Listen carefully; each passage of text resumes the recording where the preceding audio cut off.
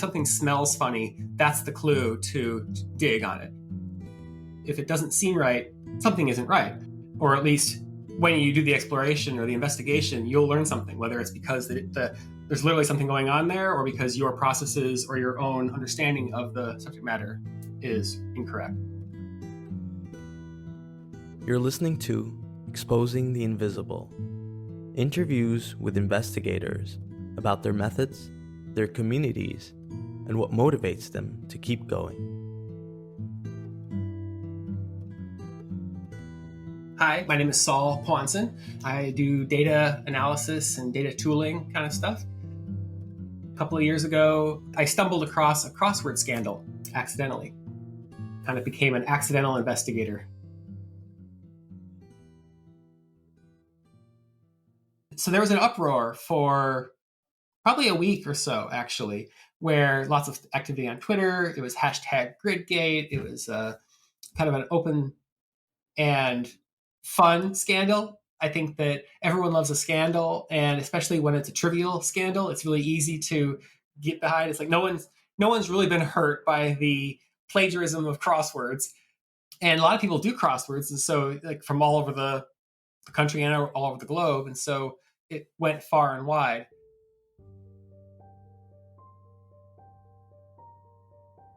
I mean, I've liked the crosswords for a very long time. I used to do crosswords with my grandmother, and I started getting into crosswords more seriously, started making them for myself. And the more that you dive into crosswords, the crossword world, the more you realize that it's an art form. So I started creating them myself, and wasn't very good, of course, because that's how it goes. And I decided to try to get better at it. And so I wanted to investigate, or I just wanted to gather some data and try to figure out how I could be a better crossword constructor. And the thing that stymied me was that there's a lot of data out there in the world, and you can see it. You can see that it's out there, but you can't access it yourself. And that kind of thing frustrates me. And so I decided to take it upon myself to organize the data, to get it into a form that I could use it and was readily downloadable and explorable. I was actually developing kind of a thesis that proper organization of data was the key to data analysis and exploration, that if you get data into the right form, then people can run with it and they can discover things that they never would have thought possible. It's a lot easier to find things when you do undirected exploration of a quality and well-formed data set than trying to do directed exploration on a difficult or ungroomed data set. I drove myself thinking that this would be a gift to future crossword scholars. Everybody who wants to do their independent analysis shouldn't do the same amount of work every time. We should pool our resources, if you will. And to some extent, this has happened. Like there was a person who led a crossword litzing effort, which is taking old crosswords that were printed only in papers and digitizing them, turning them into an electronic format. And that was thousands of hours of work right there. And got by virtue of their efforts, they got all the New York Times crossword puzzles since the very beginning, since the 1940s, into digital format. And I would not have been able to do that work, the work that I did myself, if it hadn't been for their work. And so I feel like my work was just one layer on top of that, which was, again, taking that and instead of having it be in a silo where nobody else could use it, putting it into a more usable and centralized form. There's a main site that's got the New York Times crossword puzzles on it. And so you can go there and you can find any of the New York Times crossword puzzles. But it's kind of like drinking through a straw in terms of getting the data. Like I want the fire hose. I want the jug and not just have to sip one piece at a time. I have this belief that it's not hoarding if it's organized. And so given that I had all this data, I feel like all I have to do in order to justify that is to organize it and make it into this clean arrangement, and then I can consider it a museum or an archive of some kind. Web pages are no fun to work with. Well, to view, they're great, but if you want to actually process them, they're kind of a pain. And so you have to parse them. And it took quite a bit of work to take the web page and convert it into a plain text file format. I designed a plain text file format. I thought it was very important to have it be excruciatingly simple.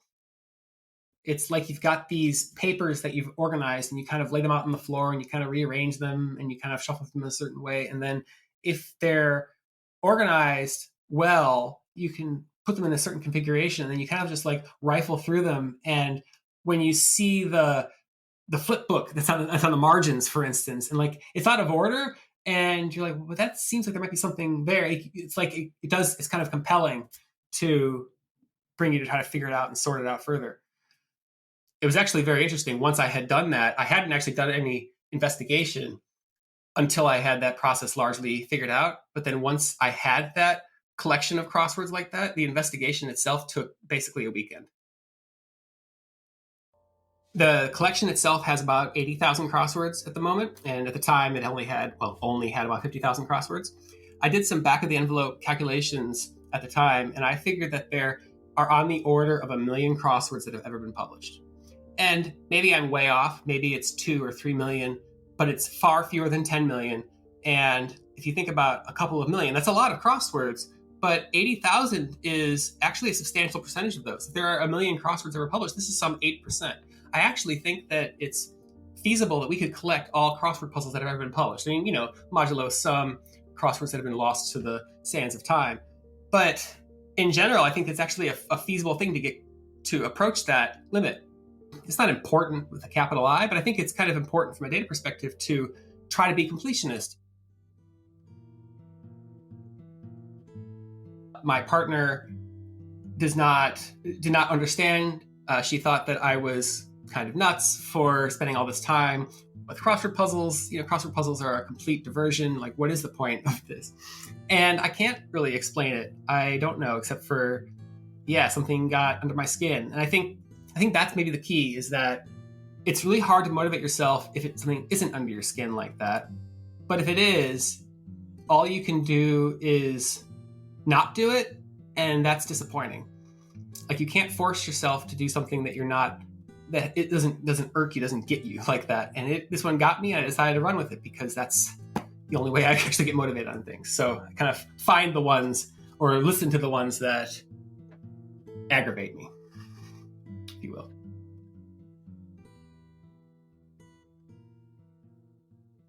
The first inkling at all was, I had done some very simple queries over it to try to see if there's how common were duplicate patterns in the grids. And I was just kind of screwing around just to kind of get a sense of what this looked like. There actually are some really interesting examples besides the scandal that emerged from this of outright plagiarism. People who had taken puzzles from 30 years ago and re-clued them. Basically submitted the exact same grid, but with different clues.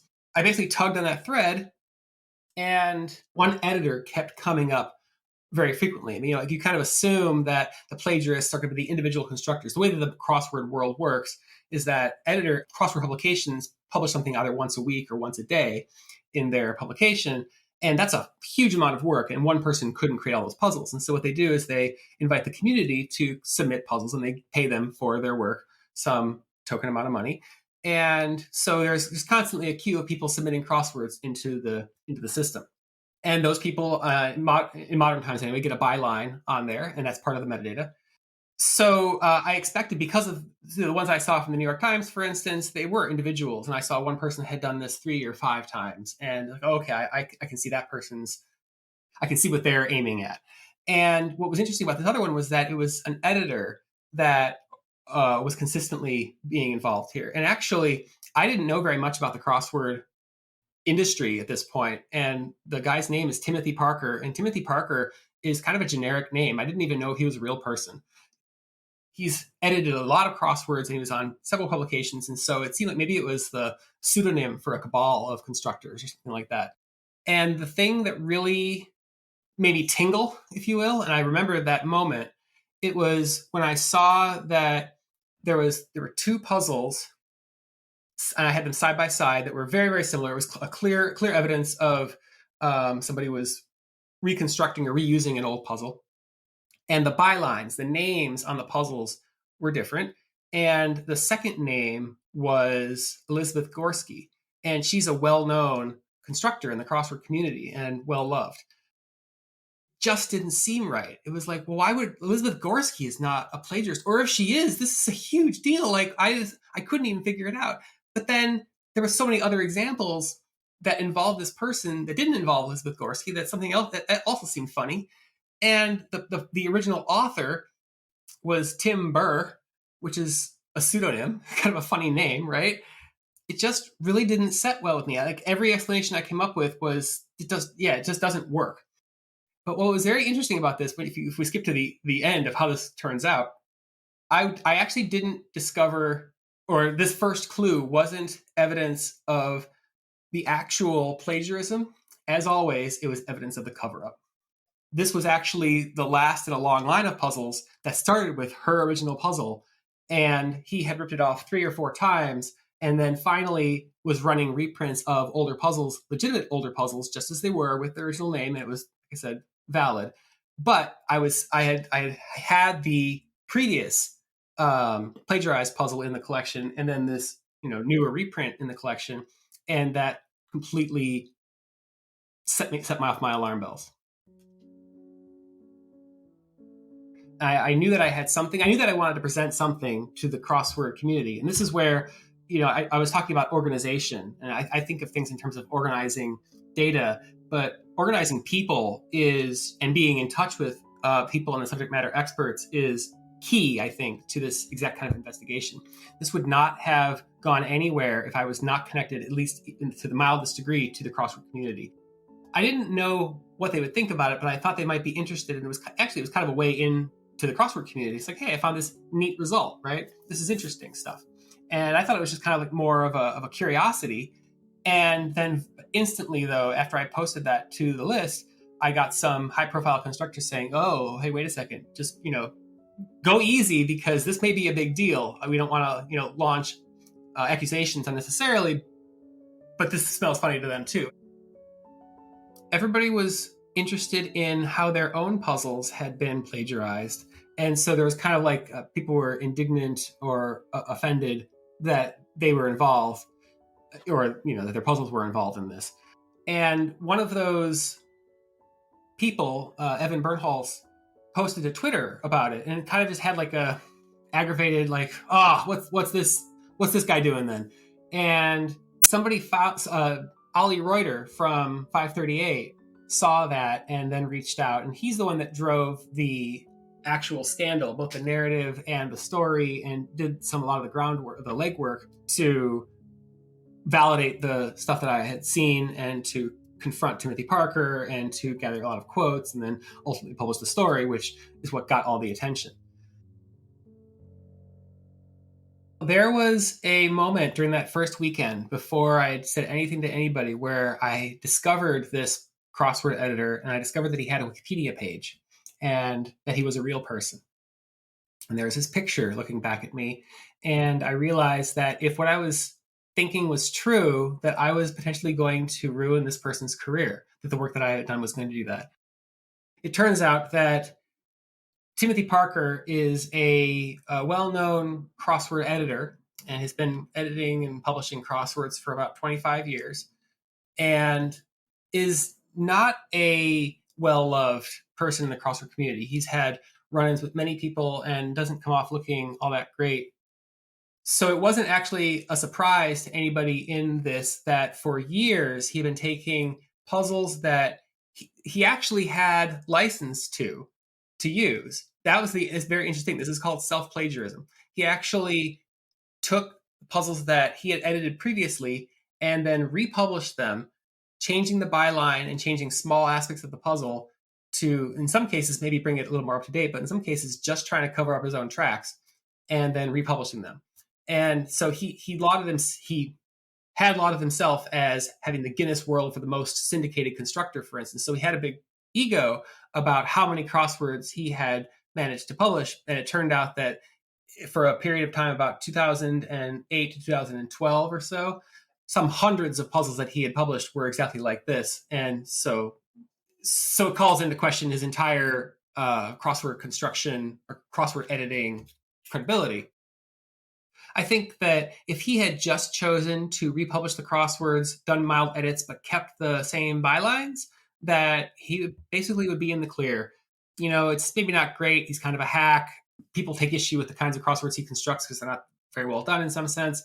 But I don't know, like this is just business, right? And it's simply the act of changing the byline in the first place is where the line kind of gets drawn, where people have put dozens of hours into a single crossword often and then submitted it. And they're not going to get paid anymore if he republishes it. It's not about the money. It's not about that. It's about artistic integrity and like taking credit for other people's work. And this is where if you think of crosswords as disposable and not for and just like a Sudoku puzzle, for instance, then there's nothing really here at all. But they're not Sudoku puzzles. There's more of an art here. Of course, everybody denies it, and Timothy Parker says this is not must just be an accident, which is laughable on the face of it when you look at the actual data. Ultimately, he stepped down from USA being the editor of USA Today. But what's interesting, though, is that there was a big scandal, and he did have to step down from that. But his own crossword publishing company still went fine, and he's still publishing and editing crosswords. It really did not even destroy his career because really, a couple of months went by and it kind of blew over. I maintain a website, xd.sol.pw, on the crossword thing, and the front page just shows the crosswords that I've collected and shows duplicates or potential duplicates in a certain color format, and you can see very loud and clear where this scandal happens. And the idea is that if somebody was to do something like this in the future, that it would show up on this grid very quickly. That's the idea. Is it could be a kind of watchdog in this sense.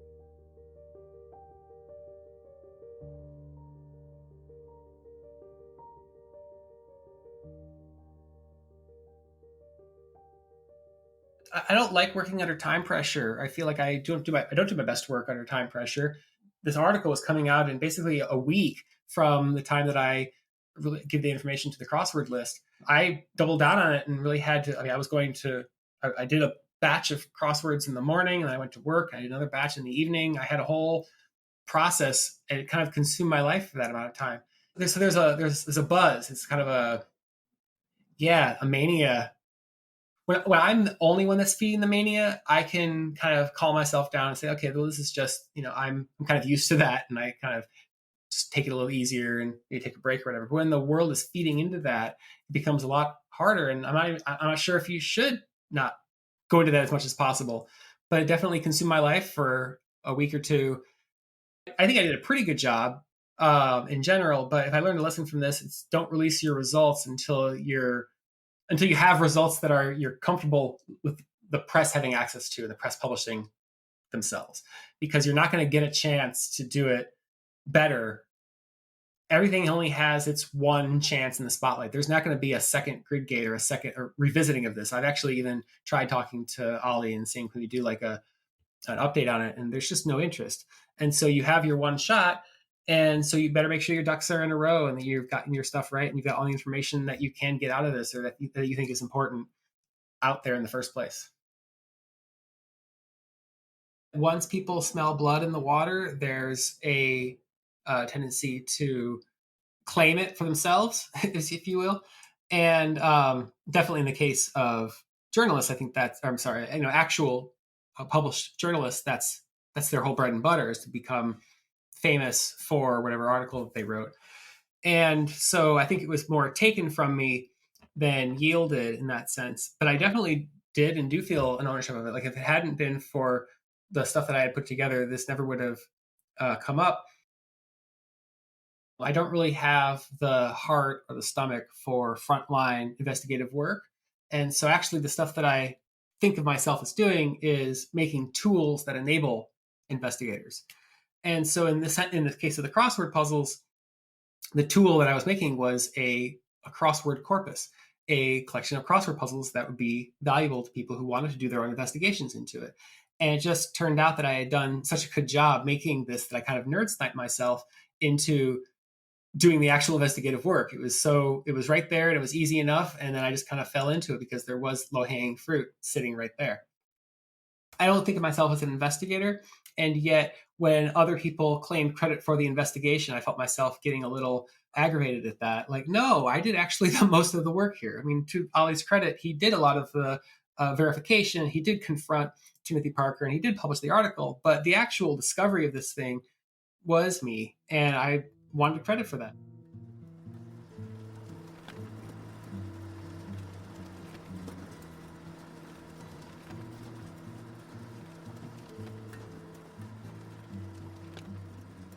I have a little more cynicism or skepticism of the media because I saw how they took actually a fairly nuanced situation and blew it up into a scandal that was very clear cut. They were bad guys or a bad guy, and they wanted to take him down. This whole other narrative emerged, and I don't even think that's strictly wrong, but there's very little effort, and this is just how the media is structured.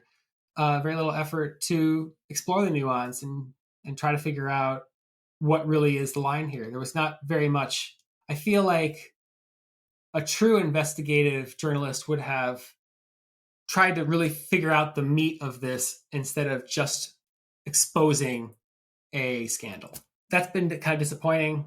When I first saw the article, I had that opinion, and then other, of course, journalists reached out to me in the days following the article published, but they weren't interested in the nuances either.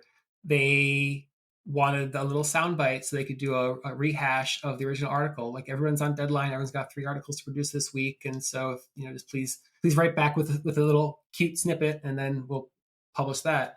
And so, yeah, I feel like a little bit more world weariness, unfortunately, is and maybe I shouldn't even say unfortunately. This is just how the world works. And so I want to make sure that I'm more diligent and more careful and more ready to deal with the world coming with their own preconceptions when they do. So I think I'm less naive and hopefully more rigorous or more and definitely more empathetic when I read articles that are trying to present a certain worldview, like realizing that there's a whole deep story, a 99% that's invisible underneath the surface. And this is true of many fields. For instance, software is very similar to this, where there's being a software developer and there's being a professional software engineer, and you're not allowed often to do your best work or even decent work. Sometimes you're constrained by the forces in the market and the situation that you find yourself in. I think the same thing is true of journalists. They aren't given the space and the time to really do the proper investigation, and so they just can't. I think that it's really important that we have more independent investigators, or you call them citizen investigators, people who have the time and the space, like I did. I was willing to put months into something that any actual journalist who's being paid, there's no way that their editor would approve them to be paid for months to do this kind of work. It's not going to happen if someone like me doesn't do it. And then I think it's important for us to try to get journalists to do better in presenting the information that we come across. But yeah, I feel like it's rare these days, and because of the constraints of actual journalism, for journalists to be doing sincere, deep investigations. There is a way of presenting data, or for whatever thing you're looking at, and presenting data such that it becomes obvious what you're looking at. That's a huge skill and super important. It's really easy to massage statistics and numbers to prove whatever point you want to do. This is kind of well known. It makes people distrust numbers and statistics. But if you do it right, it doesn't even with that cynicism, unless you're actually making up the data wholesale, which it should be its own scandal if that ever happens, whenever that happens. But aside from that case, there's a way that you can present data that it becomes just blindingly obvious. Something is going on. This is what's going on, and then you can let people draw the conclusions for themselves. In which case, you're kind of leading people into the investigation as opposed to giving them the conclusion and telling them, well, the p-value is this, and so therefore this must be true. I think we're still in the very early days of journalists using data in this kind of way. I think that probably the best way that this happens is that journalists become better at expressing the data rather than finding the data or interpreting the data in the first place. And that given that there is this conclusion that someone who has delve deep into the data it has come up with, okay, how can we share this in a way that makes it clear to people who aren't data people? So like journalists being the bridge between the hardcore data wonks and the general public who either doesn't care about statistics or just doesn't have the background to understand it.